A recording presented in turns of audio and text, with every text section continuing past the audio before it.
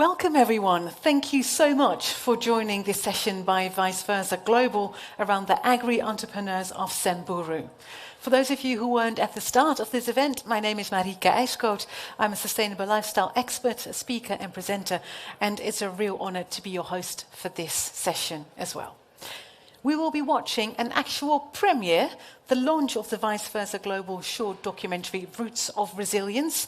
We will discuss it with the panel afterwards and then also brainstorm about ways African media can help amplify youth initiatives. But first, we'll hear from Eunice Mwaura. She's journalist and editor-in-chief of Vice Versa Global, and she really... Hello. Well, you can come to the stage, absolutely. Well, you could be in the right place, of course. It is a good place. Thank you so much. Have a great day. This is going to be so interesting. People are going to come and go. Right, I'm going to announce her again. It's Eunice Mwaura. She's journalist and editor-in-chief of Vice Versa Global. She really wanted to be here in person, but her visa wasn't cleared in time. She's joining us. Yes, I know it is. Yeah. She's joining us online from Kenya. Please put your hands together for Eunice Mwaura.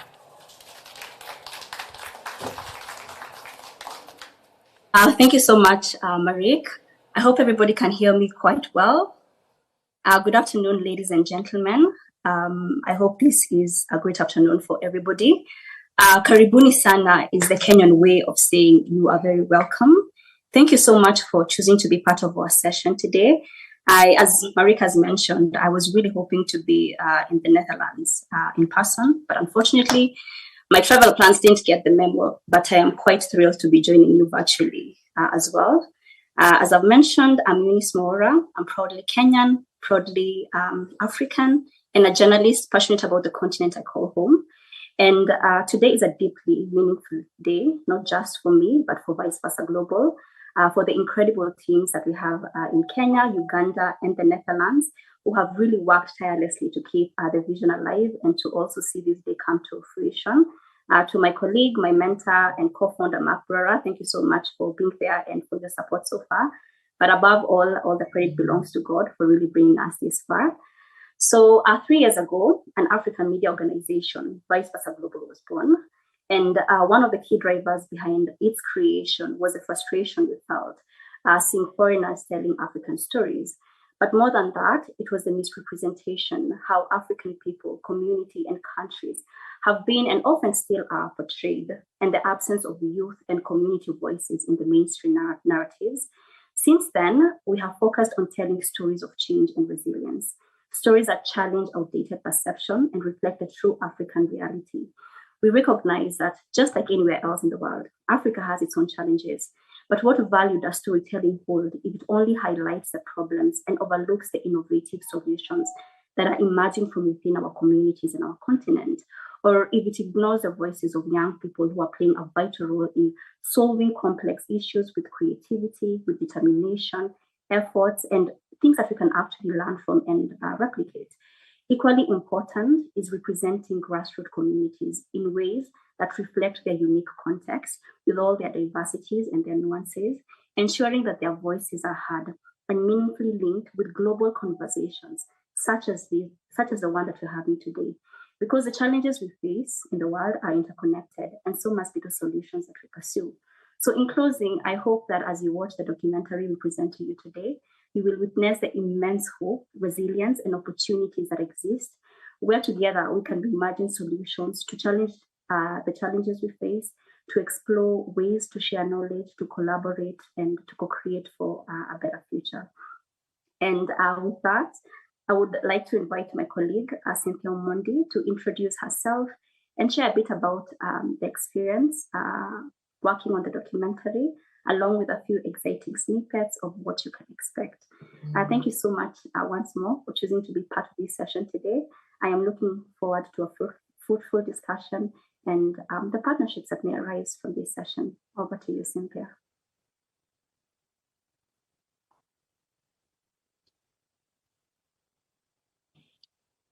Yeah, thank you so much, Eunice. Greetings, everyone. from Nairobi, I'm calling from Kilifi, Kenya, coastal part of Kenya. It is a very sunny day on this end. Welcome to our session, the documentary Roots for Resilience. We were so much honored to be working on this particular documentary, highlighting the unheard stories from the northern part of Kenya. So just to give you a context, Samburu is based on the northern side of Kenya, a place, a community where climate change is really felt. And the unforgiving climate effects there is quite what you wouldn't imagine. So I wouldn't wish to have a lot of spoiler alerts. My name is Cynthia Mondi, as I mentioned. I'm a journalist passionate about telling community grassroots-oriented stories, solution-oriented stories, and to amplify stories that are unheard. So for this particular documentary, we were so much honored to carry a crew, a number of journalists with us to the northern side. It was an exciting 7-day experience, and we captured a lot. Not everything would be able to showcase to you here today because it's quite a lot. Footages of 7 days is quite a lot, but we tried to present it in a way that you'd understand. The documentary is purely in the native language. Some are speaking the native Samburu language that even us don't understand. And a number of people are speaking Swahili, the national language of Kenya, but you have subtitles for you. I hope you're going to really understand what everything is about if you're able to follow the subtitles quite keenly. And a number of things you're going to hear are something like ugali. I hope by the end of the session, you're also able to learn some Swahili words. Ugali is basically the staple food that we consume here in Kenya. You're going to see some scenes. It is not graphic, I promise, so nothing to worry about. But it also portrays the culture of the Samburu community. You'll see them in their attires, you'll see some people with colors on their faces, you'll see some people taking blood from the goat. That is their natural way. And it was quite an experience for so many of us. The climate there, as I mentioned, was quite unforgiving, but we were so happy to collect their stories, to see them in their day-to-day activities, how they're navigating actually these actual challenges. We interacted with women, how you see some of them really just plucking their shambas with their hands like this. That is their way, that is what they know how best to do. But then at the end of the day, they're able to have food on the table. So it's quite interesting. Give it a keener look, and I hope that by the end of the documentary, you'll have a lot to discuss, because that was the objective of this particular documentary. And we are so much eager to hear your feedback so that you are also able to document more and more stories. And above all, we are so proud as a team to be highlighting is on a global stage. The goal was to pick these local voices from local communities in Africa and present them on a global stage, because again, we are not able to be there physically, but we hope that our voices from Africa and the documentary have questions, give us feedback, and let us see how best we can keep documenting stories about Africa. Thank you so much, Eunice. Back to you, Marik.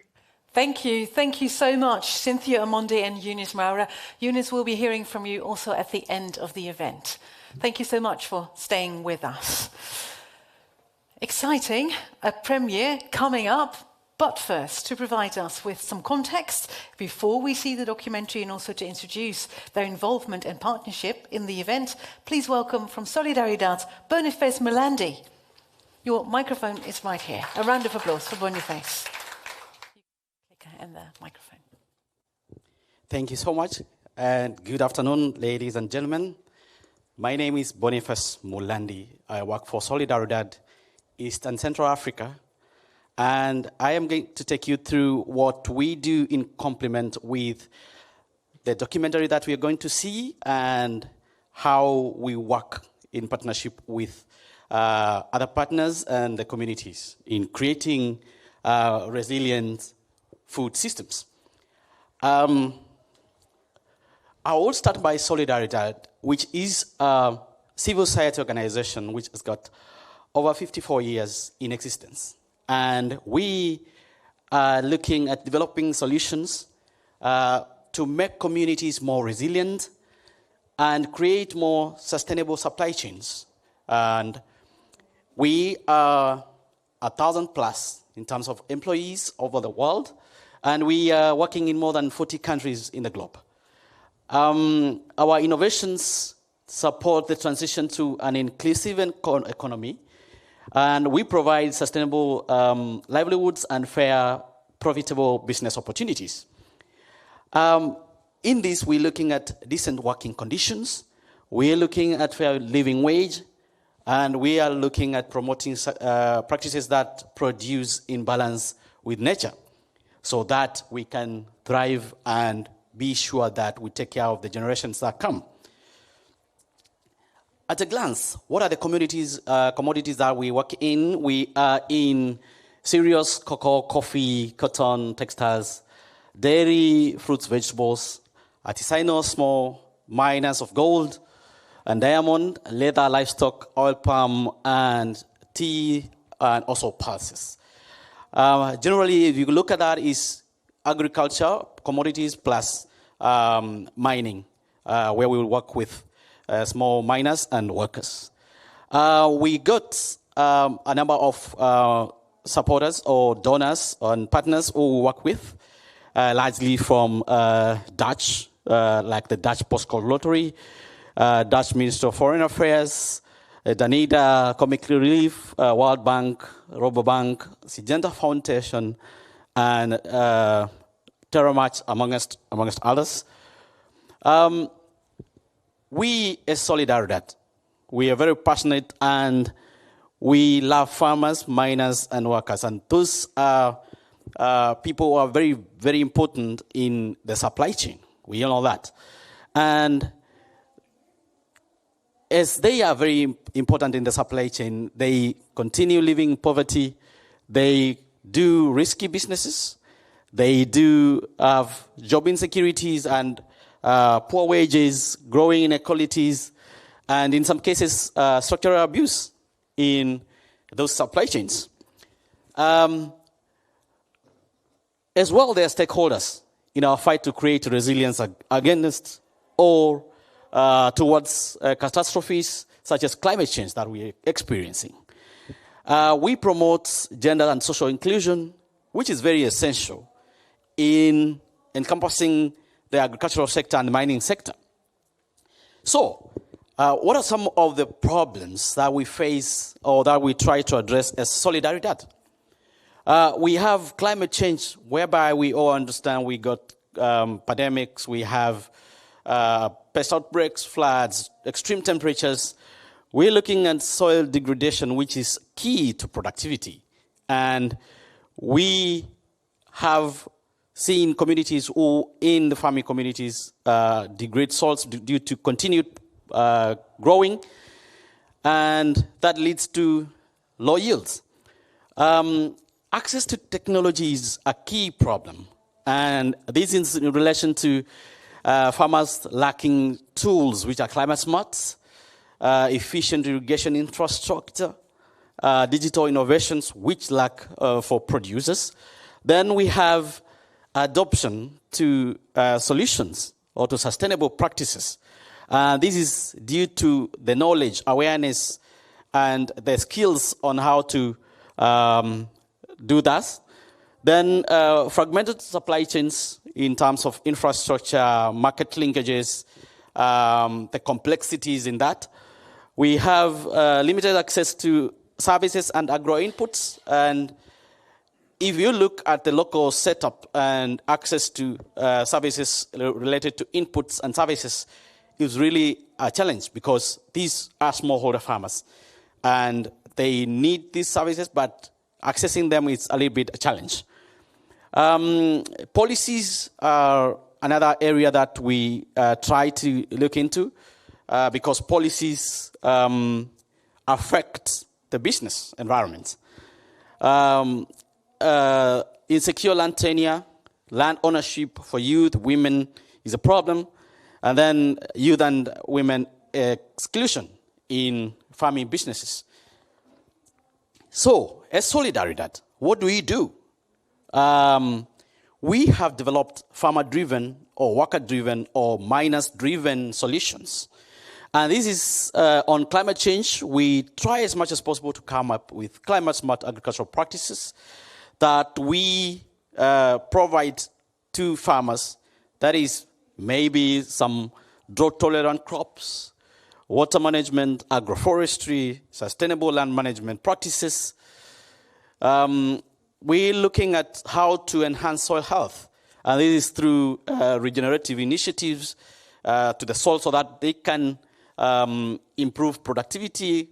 Could be organic farming, intercropping, composting, soil fertility mechanisms, and encouraging use of biochar, organic fertilizers, so that we maintain the soil health for these communities. We work on access to climate-smart technologies, and this through linkages. This is to improved seeds, solar-powered irrigation systems, and post-harvest storage technologies. And in this, we don't do it alone. We do it with partnership with other like-minded partners to support that. And then we promote sustainable farming practices. And this is to try to create a pool of extension people and TOT model on agroecological practices, conservation agriculture, IPM, coming up with demonstration sites where farmers can learn and communities can exchange and ask questions. We improve the supply chains, and that is through investing in infrastructure development, such as post-harvest technologies. This could be for milk, could be for crops, could be storage, market information systems, and also facilitating linkages between farmers and the local and the international markets. Then water stewardship. This is through looking at how we can conserve and make use of water efficiently. Then policy and advocacy implementation. That is working with civil society organizations to promote promote the uptake or the review of procedures and policies by the government, or implementation and enforce the implementation of those regulations. And in most all our projects, we do youth and women inclusion, which is very key, such that we have capacity for women and youth to access resources in agriculture and come up with business cases with which they can look and then test and be able to participate in agriculture. So, what are the key opportunities that we're looking, and why we're looking for partnerships from Dutch or from other partners? Because we see opportunities in drought-resistant seed varieties, certified hybrid varieties, which is a key driver to productivity. Water conservation technologies, drip irrigation, that is suitable, can be customized to fit the smallholder farmer because of the economies of scale and affordability. Then sustainable soil management practices could be soil testing and analysis, which needs some technology innovation. And then access to finance for capital inputs. If we get or we have partnerships which offer solutions that can lead to support and access to finance, then that will be something that will help their producers to improve their productivity. Then certification goes without mentioning, because that is one of the requirements for access to global markets. Vegetable seed and tree seedling nursery inspection certification, which is very key for fruit trees and agroforestry. Organic coffee farming and certification for small coffee farmers. And then value addition and processing, which requires some technology, some training, infrastructure that is very important. Storage facilities could be ripening, could be cooling for potatoes, banana ripening, and others like solar drying for cassava, so that we ensure there's food security. And then linkages to market off-takers, which is very key, technology providers, and etc.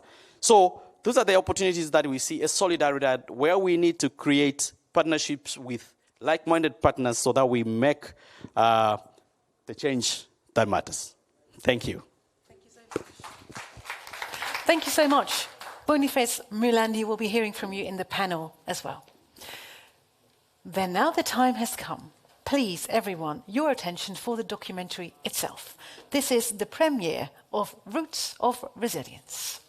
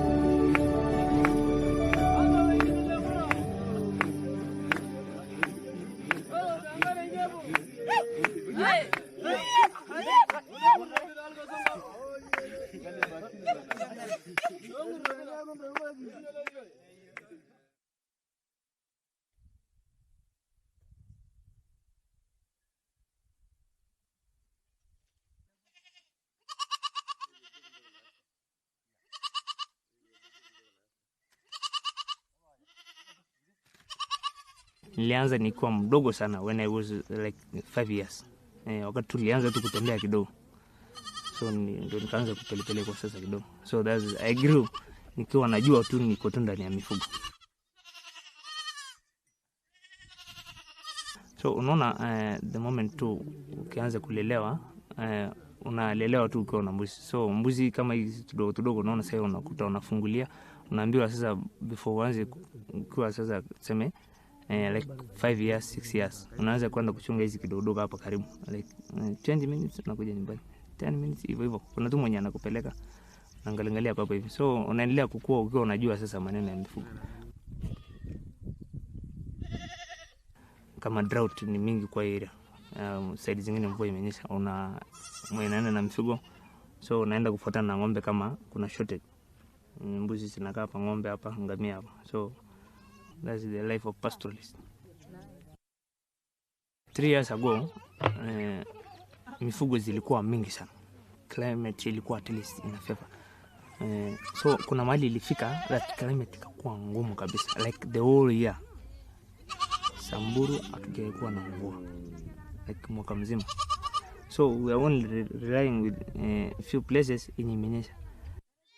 Na huko tulikuwa tunasumbuana sana na Pokot, neighboring pastoralist community. So ilikuwa issue sana, so mifugo sikapungua kabisa. That's why I turned myself to engage on business, because mbuzi zilifika mahali tulikuwa na more than 200 goats, na zilifika mahali kwa sababu hakuna kitu ya kula. Mpaka nakata ya kesha, unaona ya kesha ile kubwa venye iko ina shed leaves hivyo green, so hakuna kitu kingine inategemea. Ni hiyo kesha unapeleka mifugo kwa hizo malaga, unaikatia mti ndio si survive. Alafu wengine unakuta like 80% kila mmoja amekuja tu kwa shughuli kwake akitafuta sema riziki ya kulia watoto chakula. 80% of pastoralists wanatumia wanauza mifugo purposely for those issues. Alikuwa ananifunza my mentor, alikuwa ananifunza age of my dad, alikuwa ananifunza ngambia your first born ananiona umesoma kidogo, so hii mbuzi kama ungekuwa mjanja ungekuwa umeuza. Yeye alikuwa ameuza zake wakati alikuwa unajua sasa unaona that kuna high possibility hii drought ikue prolong sana, because hatuna mvua yote tuna expect sasa ikuwa nayo. So akauza zake, So akaweka pesa yake kwa benki na baadaye akainvest akajenga rent vitu kama zile. So akaniambia ungekuwa umeuza nusu at least uifanyie shughuli zingine. Unaona? Nikakaa nikafikiria nikasema yes. Wakati baadaye alienda soko, wakati mbuzi, unajua mbuzi zina price hii ziko juu. Sasa zina hike like 6,000 7,000. So wakati drought zinakuja mpaka hiyo yenye unauza na 5,000 sasa unakuta na 1,500 ama hata 1,200. So unakuta baadaye anameuza zake na pesa mzuri, alafu anaeka hiyo pesa. Baadaye wakati mvua iko almost kunyesha, anakuja ananunua, aliuza tuseme kwa mfano 5,000, anakuja ananunua 2,000.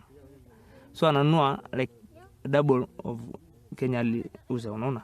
So baadaye at least yeye atakuwa amekopa, lakini sisi wengine tutakuwa tumelose sana. That's why nikasema next ni ndio nashughulika kufanya. So nowadays mifugo zinakuwa zinazaa, unaweza kaeka hizi vitu dogo zilikuwa zinamea, yani unapeleka soko, ukiona soko iko sawa unapeleka, unaziuza, utaweka pesa, unanunua zingine hivyo tu. That's why ni engage myself in business because hiyo tu.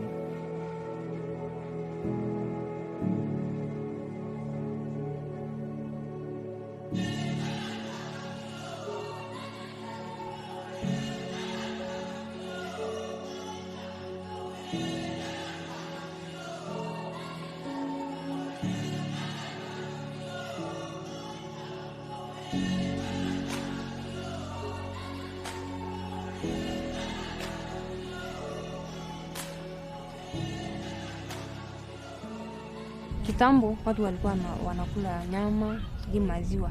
Lakini time yetu saizi hakuna hata hiyo nyama, hakuna ya maziwa. Hata ng'ombe wakikuja nyumbani hakuna maziwa, kwa sababu ni kila kitu imechange, yani climate imechange kila mahali.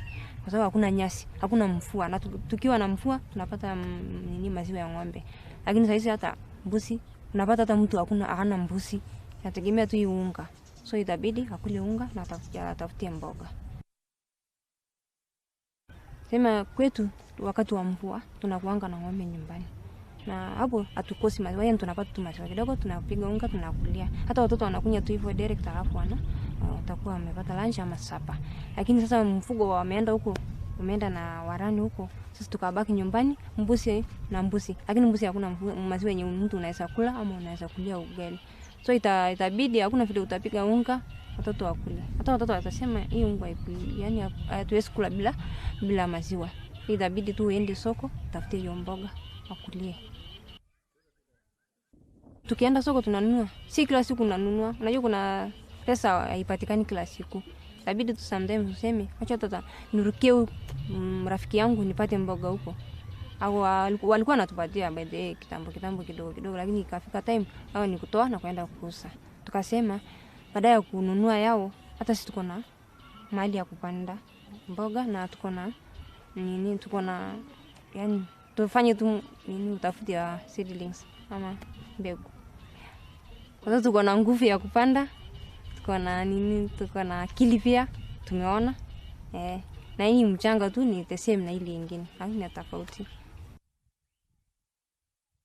Kama vile sisi tulipata hii akili ya kupanda mbegu, ni vile tumeona wenzetu huko na si mbali, ni karibu tu, tukapata hiyo knowledge ya kuwa hii mchanga inaweza kuwa na ina produce mboga kama ya kawaida yenye tunaenda kununua soko. So sisi tukakuja kama kina mama, tukakaa tukatengeneza sasa ka group kidogo, tukasema kitu ya kwanza ni kununua mboga. Unajua hatukuwa na chochote, na hapa ilikuwa msituni.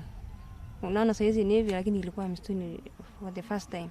So tukasema acha tujaribu tujitolee mboga badala ya kununua. Acha tujitolee mboga, na imeshakuwa tunakula kawaida. Tujafunza sisi tumeona tu mboga ikipandwa tunakuja kupanda.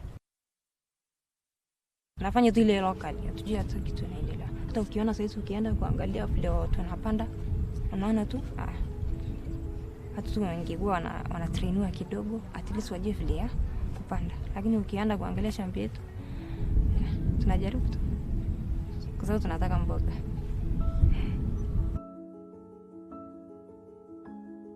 Najua sasa mbona basi tunaenda kununua yao na sisi tuko na mkono na tuko na land, so itabidi tukuje tupandie. Hata kama hakuna knowledge hiyo, tunapanda tu.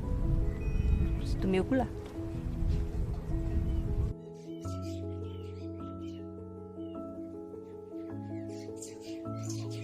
Lotoro kesha motoro ngoje na clean. Gor pia gen ntoke. Ayal gen supatli nguburo na ropili. Nada kesha motoro ntoke yulo toro ngoje na ropili na ko metu kana sumbana miti chafu. Kumi tu wanaenda kununua asali from watu wengine mbali. Ama wanaenda sometimes kurisk kutoka kwa mistuni ya walibet. Sasa unaona sometimes wanapanda miti, so na wanaanguka kwa miti huko wakijaribu kuharvest. Ama sometimes wanaenda kuchoma miti kuangusha alafu wanasoma mistuni. Sasa unaona sasa hizi imekuwa at least better, imekuja karibu, yenye wanakuja tu kushwapi hapa. Sini youths. So mimi ndo huwa napusha hivi tunawa encourage, na pia waliona kuna benefits tukikeep bees. Most of the time tukikeep bees, tuende tukiharvest, tunauza asali, tunaleta pesa, tunaika hapo kwa meza, tunaelezeana, tunasemezana hii pesa tutatumiaje. It's a new thing. So hata watu saizi tunawaitanga seminar, kuna time tukiitwa seminar hivi tunaita wamama, youths wengine. So wanaona ni idea smart, jua iko kuanga tokea kitambo. So tunawafundisha as in keep bees, it's more easier than hiyo kuweka mbuzi, ng'ombe, kuku, unaona. Juu keep bees haitaki requirement mob, ni kuweka tu pale na maintain smart, then unakuja una harvest.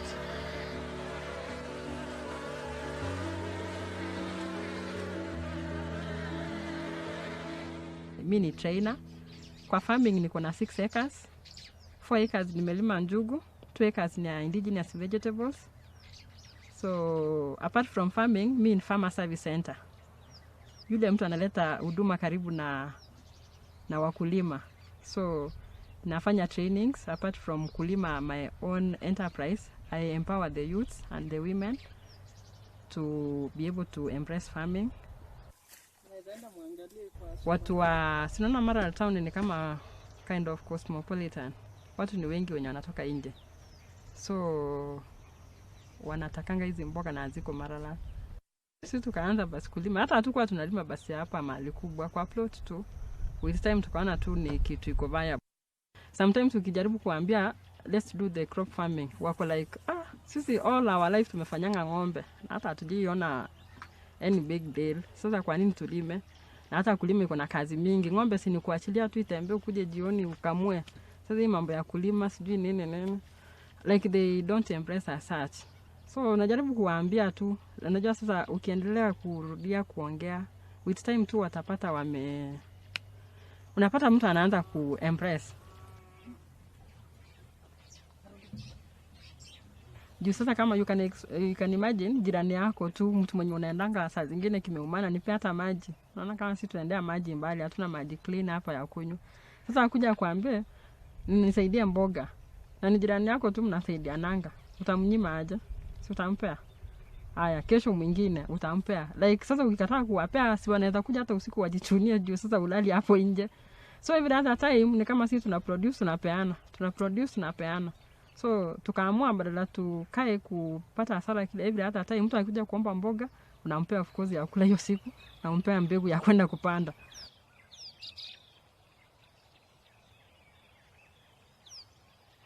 We look at all the way back to nearly the 80s.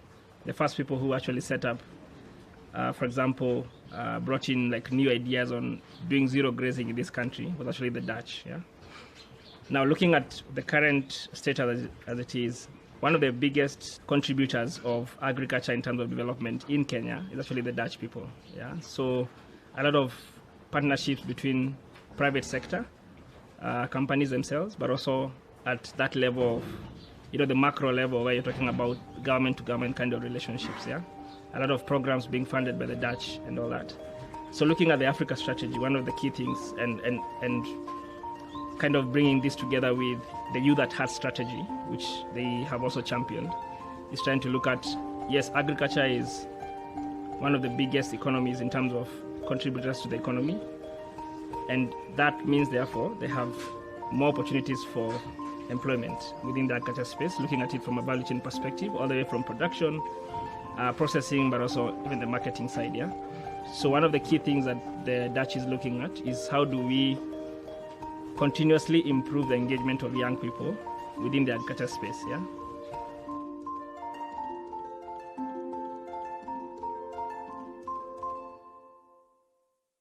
Of course, climate change is quite a, quite a very contentious discussion in terms of it's affecting a lot of people, leave alone young people, but actually everyone in the continent, yeah?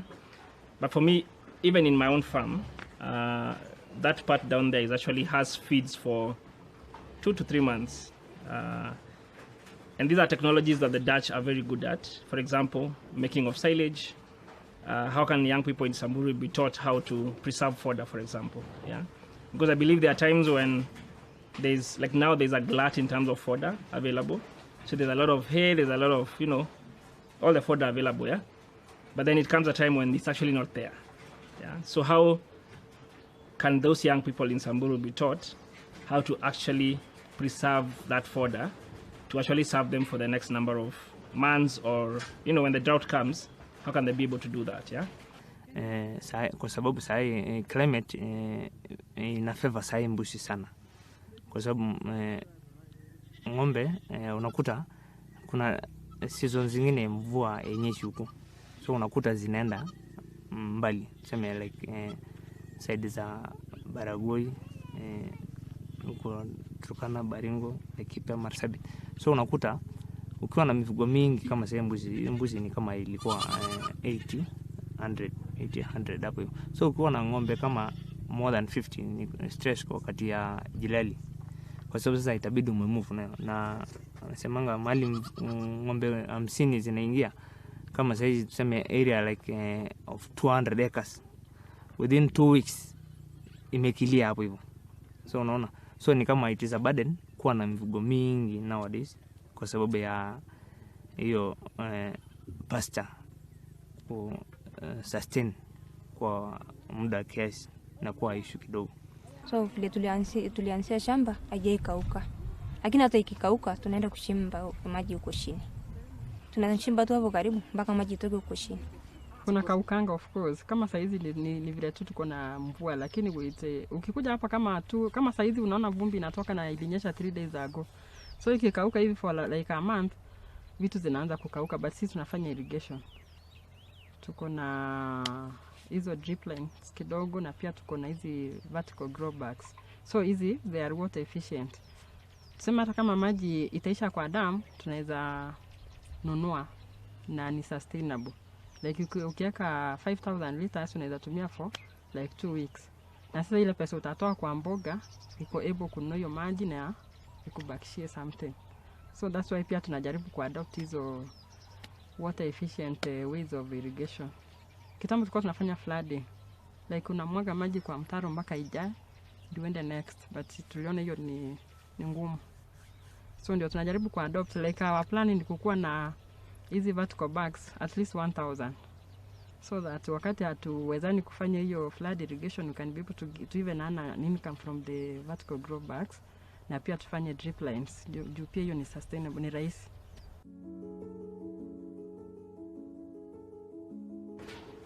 Once again, going back to partnerships, yeah, and looking at it from a bit more of a broader perspective, not just for the Kenyan market, but now going beyond the Kenyan market and going to export, yeah. So the Netherlands is now big on something we are calling green trade, or what we are calling, how do you build the capacities of entrepreneurs to actually export and to actually get the market out there, yeah? Because I believe sometimes we have markets here, yes, but I believe we have more even outside there, yeah? So for example, interesting could be, is it possible to get some of these young people together and actually build the capacities in terms of telling them these are opportunities available for export market, yeah? And linking them to, for example, a company in the Netherlands that does, that kind of export market, and say, look, if you have 10 tons of let's say honey, then we are willing to offtake that. But I believe even before going to look at markets outside there, I know honey has so many other byproducts that you can actually get from it that are used like for within the beauty industry and those kind of things. So is it possible to actually train these young people within Samburu to value add to what they have already? Hapo awali like 4 years ago ngozi zilikuwa zinauzwa, but hiyo order ilikuja ikapotea kwa sababu mifugo zilikuwa zinakufa mingi sana. So unakuta boma moja inakuja na ngozi kama 10 ama 20, unaona. Sasa ikafika mahali mpaka ikakosa market, na hiyo ilipotea na ikapotea hiyo. For the last 3 years hiyo story haijasikika tena. So ngozi sasa hii tu ikichinjwa natupo tu kama takataka, ama sometimes unakuta kwa huko wanaanika ikauke kabisa, tengeneza ikauke kabisa, na unalalia nyumba kama mattress.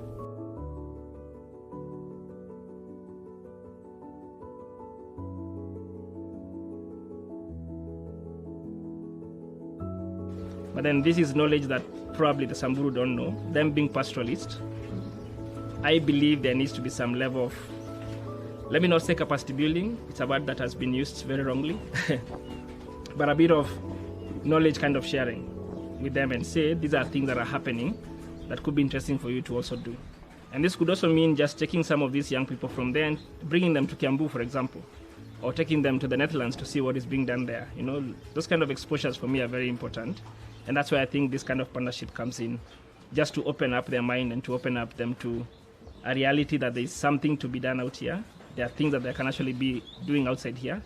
And it's actually possible to do them even in like very small kind of, you know, very like kind of little kind of scale as well. Not like large scale, but just simple kind of scale as well.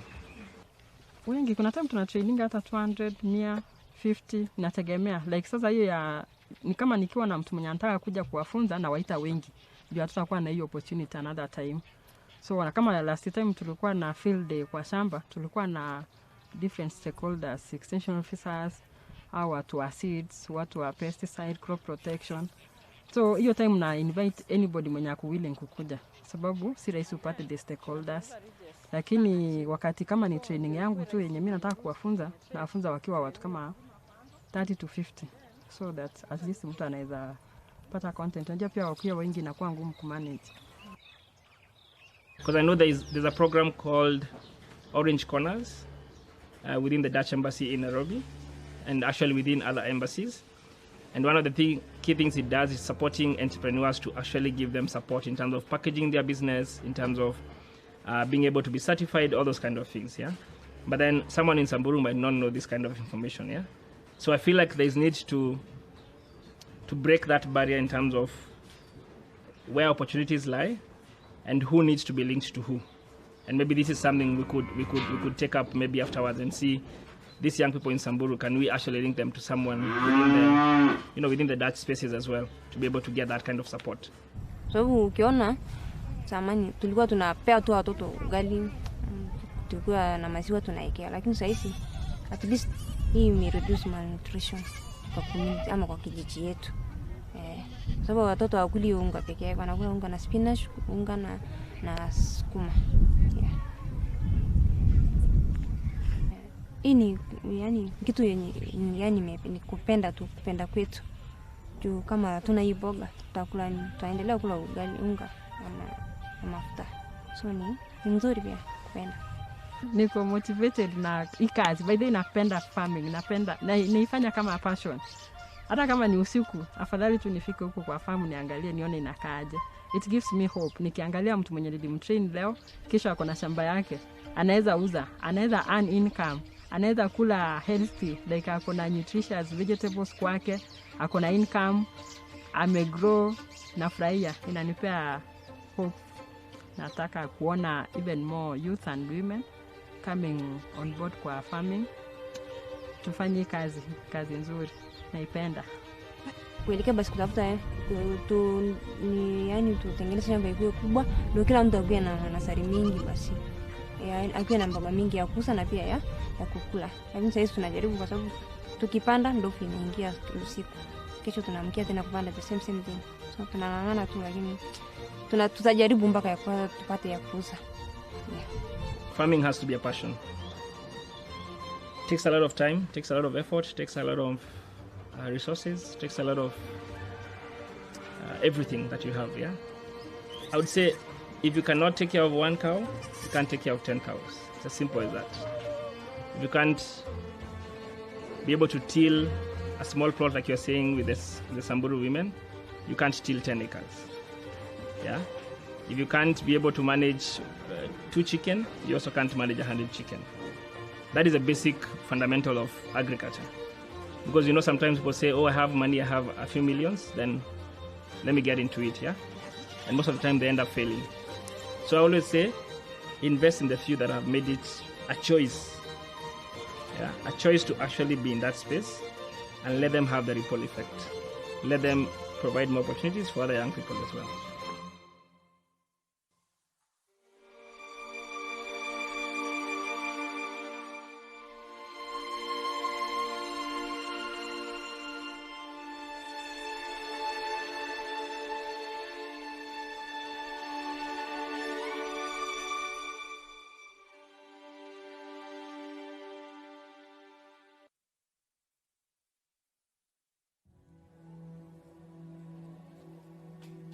Yes. So inspiring, and also a lot to talk about, which I'm going to be doing with a panel, as you can see, trying to put them in a safe place, not on the border of a brink. Okay. Can I get a huge round of applause for Boniface Mulandi and, of course, Solange Domay? Welcome. Thank you so much for joining us. Boniface, I'm going to start with you because we've heard from you, of course. Are you okay? Yeah. Good. I think, are we stable? Yeah, important. Okay. Boniface, we've heard from you and your work, of course. You're Senior Project Manager at Solidaridad East and Central Africa, and also the Global Local Food System Specialist for the Solidaridad Network, with over 10 years of experience and expertise in sustainability, quality management, and also cross-sector partnerships. Welcome to this panel. Solange, welcome. You are a trade expert based in the Netherlands, dedicated to fostering sustainable trade between Africa and Europe. And with over 15 years of experience, you run different companies promoting economic development, organic trade, and women empowerment. And you also serve as the honorary consul of Chad to the Netherlands. Welcome to the both of you. Another round of applause for these impressive panelists. Let's start maybe with, let's say, your take on the documentary we've just seen. What stood out to you? And it might be helpful for you to have a microphone. Let me get it. Okay, here it is. Here you go. Yes, thank you. Hello. Thank you and good afternoon. It rejoices me. It makes me happy. It gives me a kind of warmth in my heart to see that young African in general, male, female, are standing up and taking their future in their hands. So it rejoices me. Yeah. Boniface? Thank you so much and good afternoon. I think it paints a good picture of how we can transform the local communities to have food nutrition and food security in those resource lacking areas. So the work that is being done by the youth and the support that the knowledge by different partners makes it very nice to watch. Thanks. I think it's interesting to maybe go in a bit deeper into what some of the obstacles are, because there are quite a few, of course, that young agripreneurs face, and also maybe shed some light on some of the solutions that they come up with. Yeah, in the farming community, we got quite a number of problems, bottlenecks that every producer or young people and women face. And some of them, as I reflect that documentary, is access to inputs, access to services, input in the sense of seeds, access to services in the terms of training and support for knowledge and skills, and also trying to understand how they would come up or plant or grow their crops, take care of them, and how the whole support. But generally, the third one will be access to information about the markets, how it plays out between production and where they will sell. It also calls for knowledge that is lacking for the pastoralist communities to be able to understand that it's not only animals, but agricultural production in terms of crops and other nutritive ventures could benefit. Quite a number of problems. Research, yes. Also looking into climate change, skills, innovation technologies. Water is very important, and other resources used in production. And this poses challenges to those communities, and which needs intervention. Yes. And some of the interventions, and I'll be a little bit biased to what Solidaridad does, is that support all the way from supporting to understanding what to grow, when to grow it, how to take care of it, and trying to bridge the knowledge of growing, and also preparing it and making sure that it's gone to the market for them to earn some sort of living. So this will call for linkages to right input suppliers, linkages to or support for services, that is information about growing and information about how to take care of the crops. We'll talk about infrastructural development of the small technologies that these farmers can use. For instance, use of efficient water technologies like drip irrigation, which is quite efficient. If it's solar powered and it's the water can be used efficiently, and farmers can utilize that. Thank you, Boniface. I'm going to just pause you just there, because you've already brought up so much, and there is so much to do. We could listen to you for hours. Great. That's right. But I think it's also important. Thank you so much for this. We'll come back to it, especially also how we can support each other in increasing the access, which is one of the things I think that are very central to what you've just painted us as a picture, that access is a really vital point. Solange, could you maybe sort of shed your light on this from a perspective also for women and girls in terms of access and facing obstacles specifically? Thank you. Yes, so I think 80% of rural women are agriculture. They are all working on a land, either for themselves or as paid workers or for the community. So they play a big role. They are facing also many challenges, is that their rights are not respected. In some cases, they don't have access to land. And so they are facing many challenges. Meanwhile, they have this natural disposition to do the work that is needed, while men also contribute on the land and the farming level, but women are still the ones that are doing the biggest work on the field. And so when you see that the girls from Samburu are so brave to have their small, potager, a garden. A small piece of land or garden, yes. That can be, okay, so when we talk about challenge, you have named some quite challenges. And I think when we are talking about challenges, usually it's because we are looking outward. Not like, okay, we want to be like Europe, we want to do like, but there are many solutions inside the country and inside the continent. You can see as the farmer service center, that lady can provide service. She can provide training. Yeah. What would you ship youth in Europe or in the Netherlands to show them how to farm. No. It doesn't make any sense. No. And besides, Europe, we know it all, in Netherlands, we are having this agricultural problem where soils are saturated. Yeah. We are eating pesticides.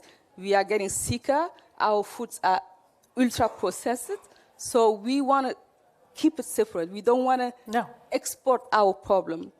And so it makes me think of this African proverb. Is, when a naked man gives you a shirt, be careful. Yes. So please let us not look outward for solution. There are enough solutions inside, and women can play a big role.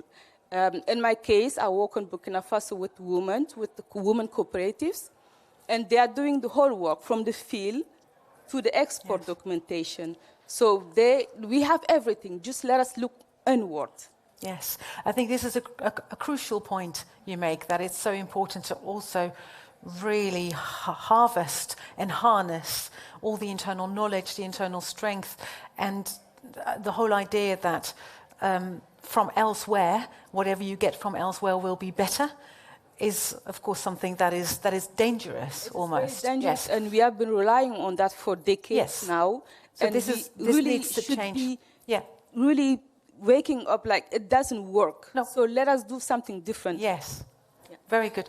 Yes. So very important also, I think, then from that perspective, to look at ways that, for instance, stakeholders here and actually everyone at this event can support in a meaningful, collaborative way, but also in a way that does not sort of almost cut and paste the way that we do it here elsewhere, because, well, there's many dangers there, as you've just really painted well.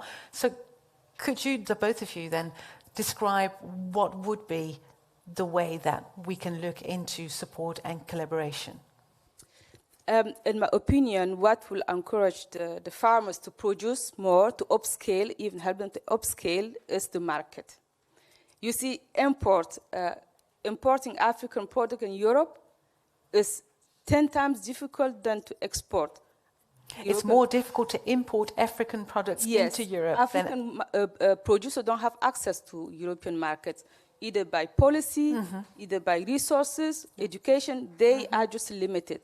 While the other way is easy. Everybody has access to African market. Things are being dumped or sold, whatever. Which will then also replace local products from local markets. Yes. So we need a fair share of the market. So that will imply that the policies must change. For those who are working in policies, please make it easier for African producer to access market. And make it fair and make it equal in that sense. Exactly, as well. exactly.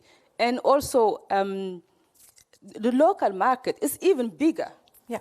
And you see those ladies that are producing for themselves, they can sell to the next village. Yeah. They can sell to the local market, and they can sell to the regional market. So let's explore the local market first.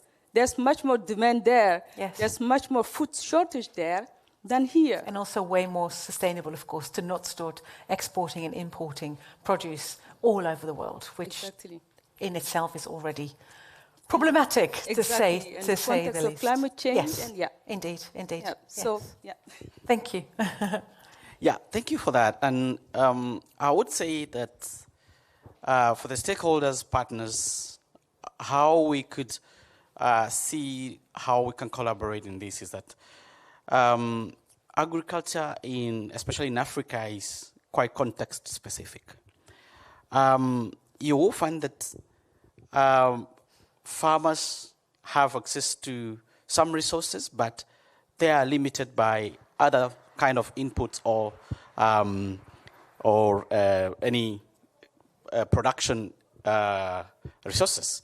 So what I'll call for is that we could support in trying to leverage on understanding or addressing the issues to production. I know the domestic market accounts for around up to 90% of what we produce in African countries. we only export like 5%, which is a lot about very, very little, but in terms of value, it's quite rewarding. So calls for collaborative kind of work between input suppliers to make sure that we have inputs that are cost effective for the producers. We could have access to knowledge, access to services for the farmers to leverage on. Okay, yeah. Yes. There's a hand over there. Yeah, so I was going to go to questions, so that's perfect. Thank you so much for your insights. And indeed, let's see if there's a question from the audience. I'm going to go and grab it and then come back with the microphone to get your answer. Okay, I'm coming your way. I see the both of you. Could you please introduce yourself? Okay. And maybe stand up if you're. Yeah, I'm not giving it to you. I'm so sorry. I'm sorry. Otherwise, I keep. Yeah, I know. Okay, my name is Hanneke van Hintem, and I'm a creative producer of Resilient Food Stories. You are talking about input. You have mentioned it a lot of times. What kind of input are you talking about? Because when it comes to Africa, I visited Uganda and Kenya, and I learned a lot about how talked about input. And I know that like the conventional way of farming is called the improved way of farming. And I learned that nature inclusive farming is not called improved. So what if you talk about inputs? Are you talking about chemicals? Are you talking about fertilizers? Or more in the other line, when you talk about what's there in the country, what is your position in this when it comes to nature inclusive? This is a question for Boniface, I think. Yeah, yes. I think. Okay. Thank you so much. I'm running your way. Here you go. Thank you so much for that question. And when I talk about inputs, it's a lot of factors that will come in that. One could be... Could you maybe name a few, not all of them? Yes. Just for time. Yeah, that could be fertilizers, chemicals for conventional production, but the affordability of this and accessibility of inputs, for example. You find that if you go to a stockist, you find the smallest pack is 1 liter. And a smallholder farmer does not want that. They would want the smallest parts that they would use in their small farms. That is one.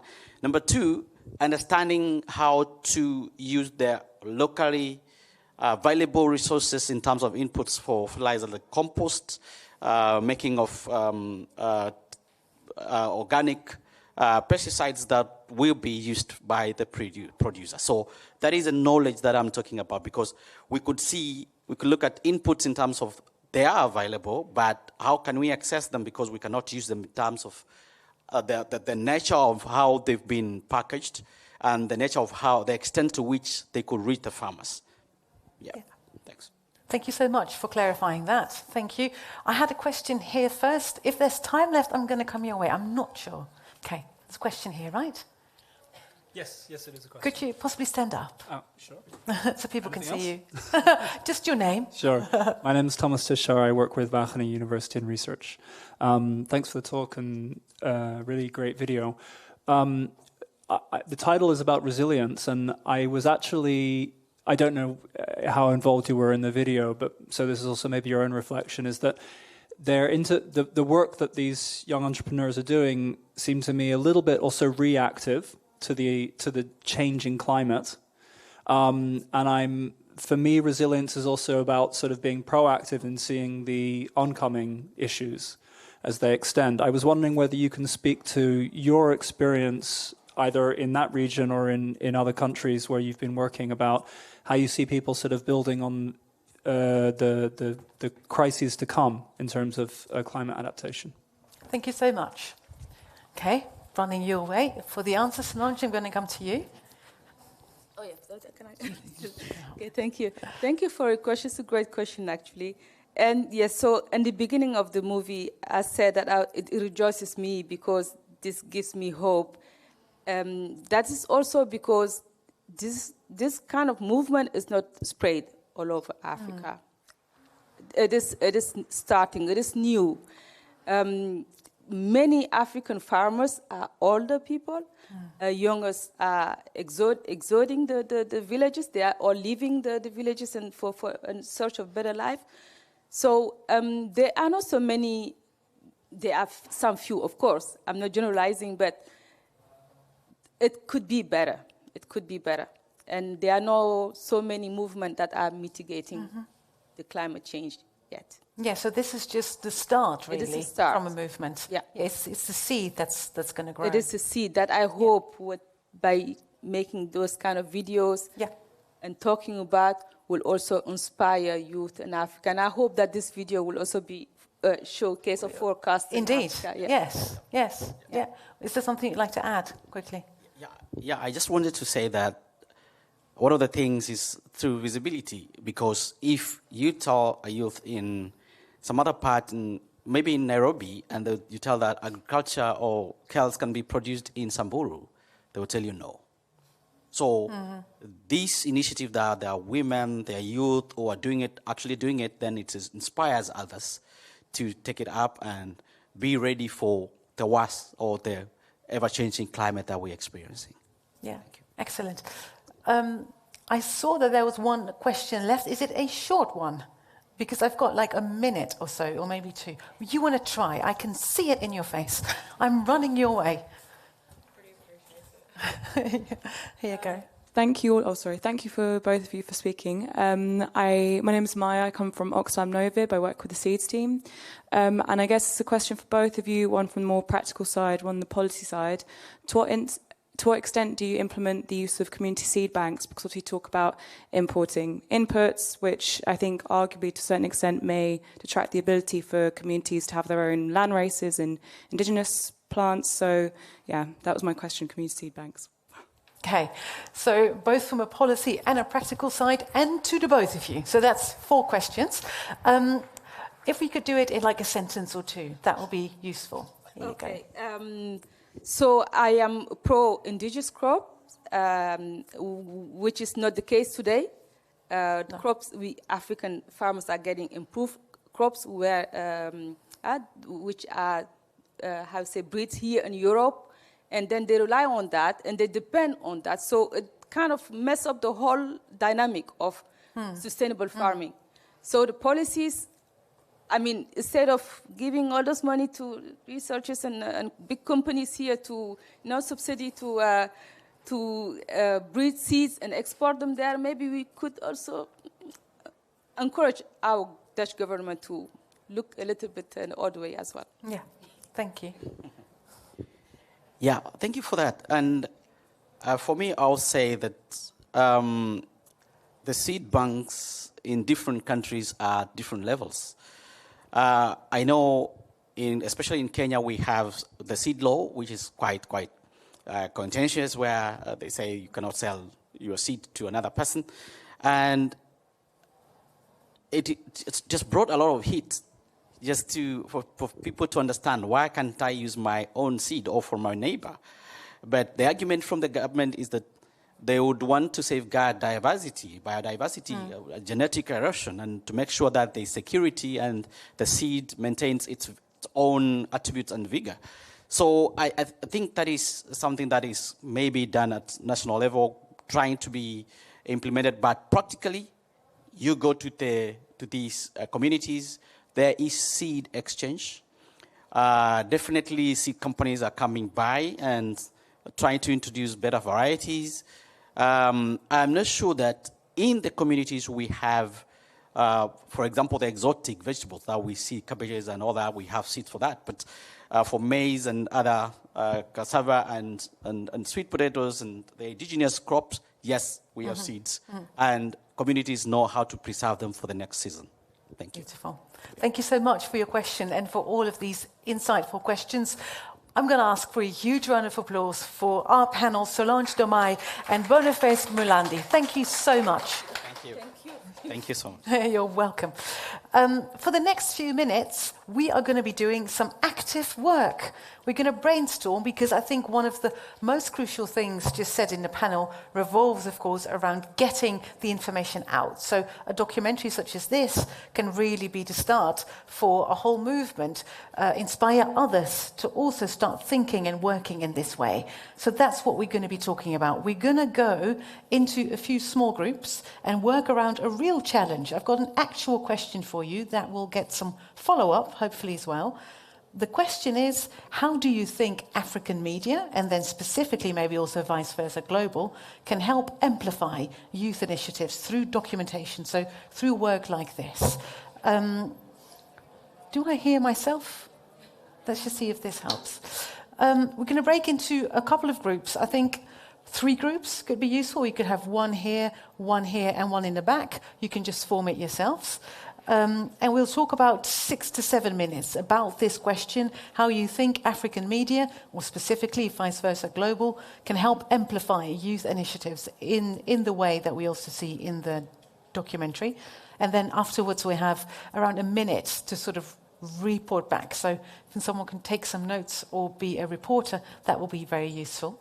You can just organize this amongst yourselves. I can help you, but I'm sure you can work it out.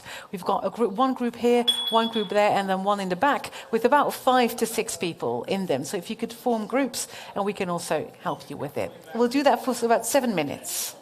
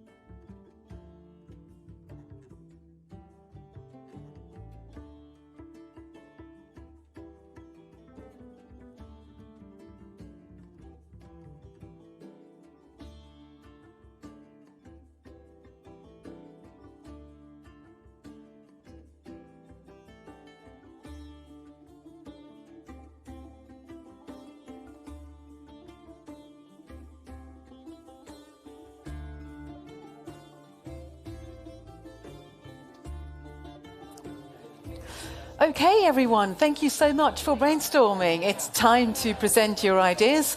I'm sure you could talk for hours, and which you can do over lunch, for instance, but now it's time to share your ideas. Everyone keeps talking. I'm also just going to keep talking. So, I mean, we just might do it together. Would be nicer. I'm sorry, I've continued with the session. Who'd like to present first? Only it could be bullet points, it could be ideas, and also if you hear something from another group that you either agree with or would like to work on or have suggestions for, of course, let us know. So, suggestions from the group. Okay, I'm coming your way. I'm just going to find my way through. Yes, we will make it happen. Thank you so much. Thank you very much. We were talking about how we would amplify this message within the communities, and we came up with the ideas of using influencers, and these are people who look like the same people in the community, who they see as role models. So if they see somebody who's just like them and they're telling their stories and their success stories, this will make a large impact. And we also talked about using media as a bridge between research science and the society itself, but also to meet society at their own level within their own language, so that we can actually really deliver the message to make an impact. So good. You've worked really well and really hard in this group. I'm sure people are taking notes to sort of make sure that these ideas are being taken further, vice versa, global, everyone. It's recorded. Very clever. Thank you so much. A huge round of applause. I think that's really useful. Thank you so much. From this group, who could I ask to sort of go? Yeah? So we talked about the difference between media by or about young people, by young people and for young people. Yeah. So this was both a combination of about and by, because young people are involved, but maybe it's more to an external audience, you could say. But there's a lot of information that young people need to know themselves, because, as evidenced, they're not naturally, you could say, sort of horticulturalists. They need to learn as well. And there's a lot of short media that already exists that young people should be able to access more. Short media?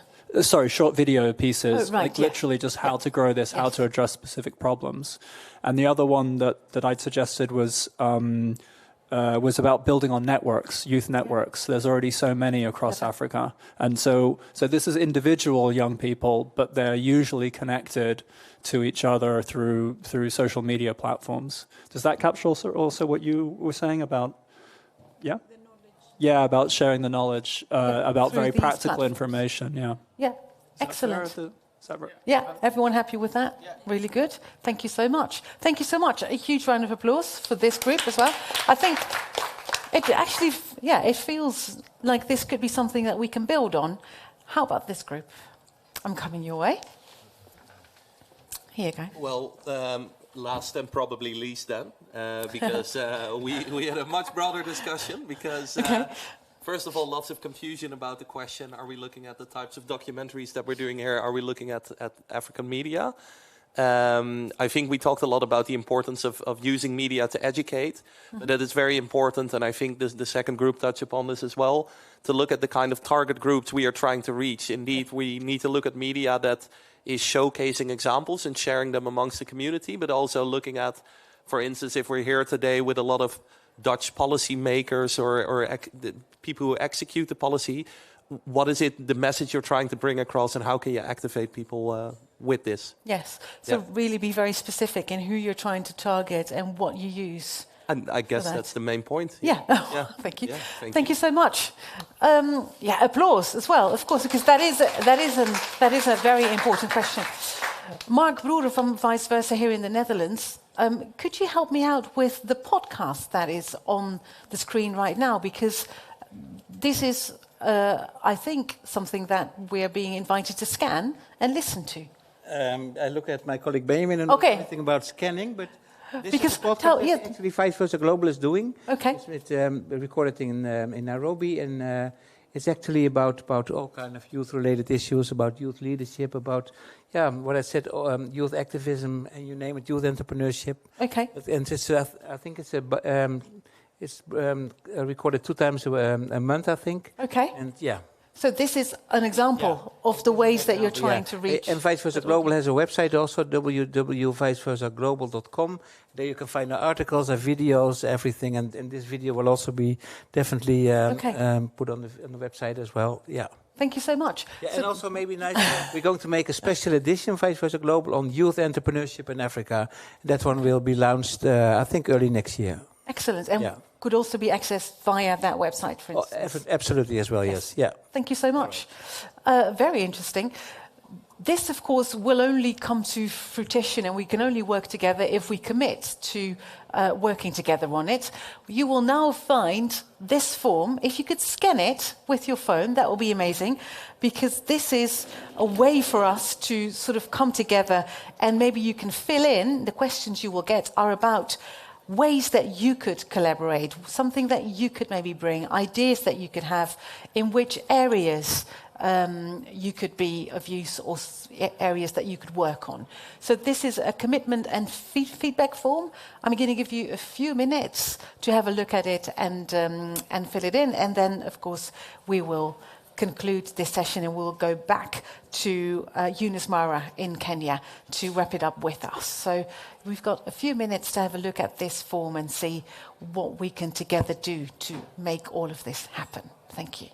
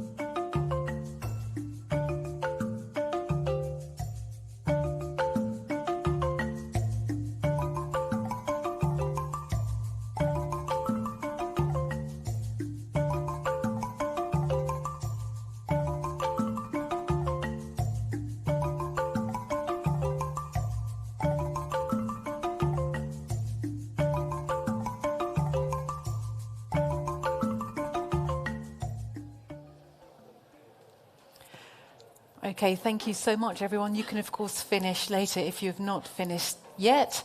Very, very, very huge appreciation for connecting with us and coming together to make it happen. We are going to wrap up this session. Please, your attention, and welcome back, journalist and editor-in-chief of Vice Versa Global. It's Eunice Mara from Kenya. Thank you so much, Yes. Marie.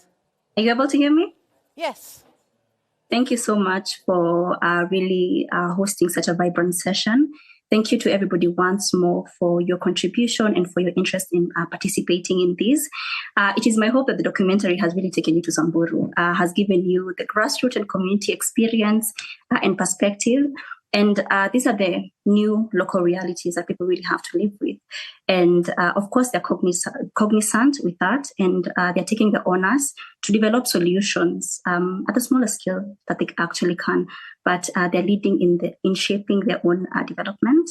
And one of the things that has really stood out for me for the panel discussion that Solange and Boniface were in is the recognition of the fact that the solutions really lie within. And when you think about some of the challenges we face in our communities, they're very, very context specific.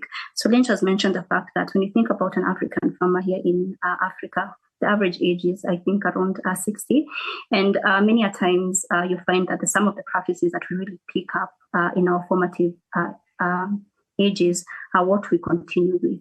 And we can actually see a change within a community like Samburu, where the young people are cognizant of the fact that climate change is real and it is here to stay with us.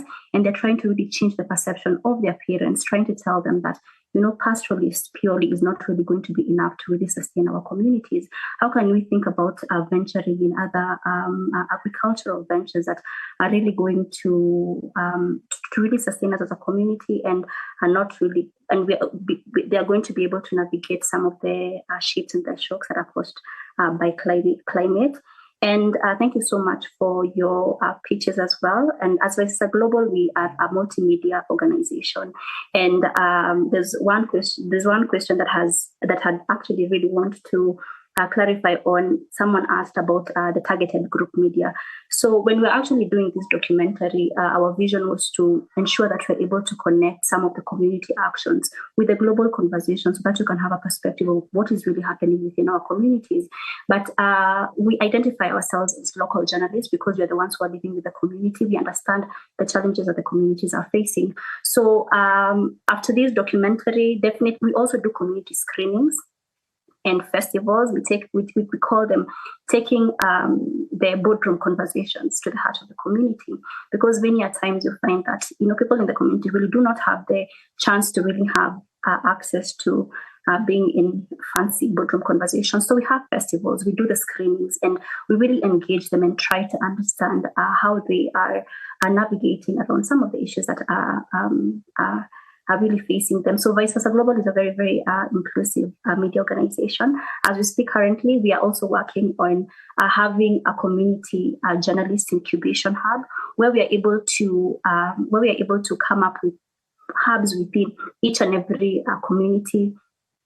First, we're going to start with Kenya, but also in Africa, because personally, I am in Nairobi, Kenya.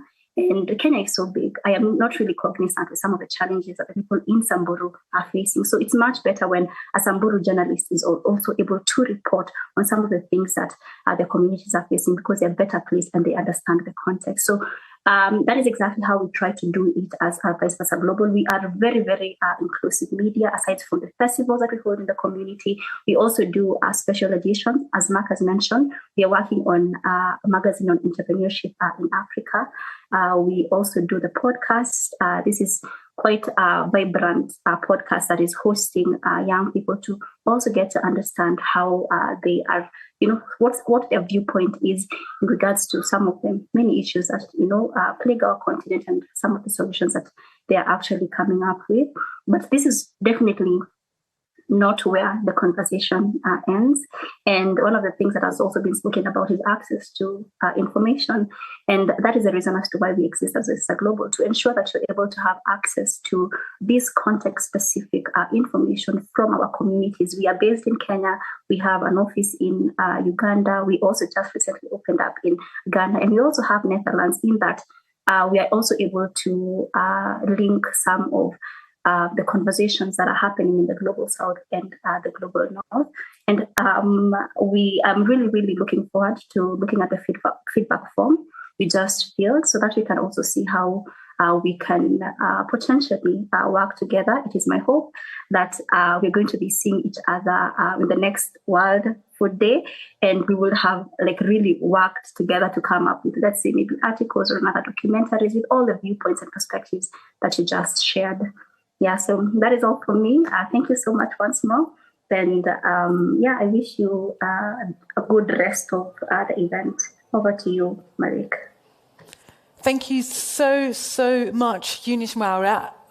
Applause, of course. I hope she can hear us and that she'll be here next time, and she'll also be the one taking further some of your amazing ideas. I also want to take this moment to thank you so much for your attendance and your commitment to this important work and really supporting young entrepreneurs in food all over the world. I want to wish you all the best with your amazing work to strengthen food security worldwide, and we look forward to cooperating and to keep doing that to make that happen for everyone. Thank you so much. I was just responding to them there. As we leave, I'm going to make sure, and they're at the back, Benjamin, you've got these there, right? So yes, these are the leaves, and I just spoke about it in the General Assembly, where we'll be growing our tree together. This leaf, this piece of paper, asks you the question, what needs to happen tomorrow to achieve worldwide food security? You can put your idea, your suggestion to influence the Dutch food security policy, and then stick it at the branch of the tree. You will see it at Connection Square. Lunch starts there in a few minutes, so we will be moving that way, but we're going to end in true Vice Versa Global style with the Vice Versa Global theme song. Enjoy, and don't forget these. Thank you so much, and hope to see you very soon. All the best of luck with your important work. Thank you.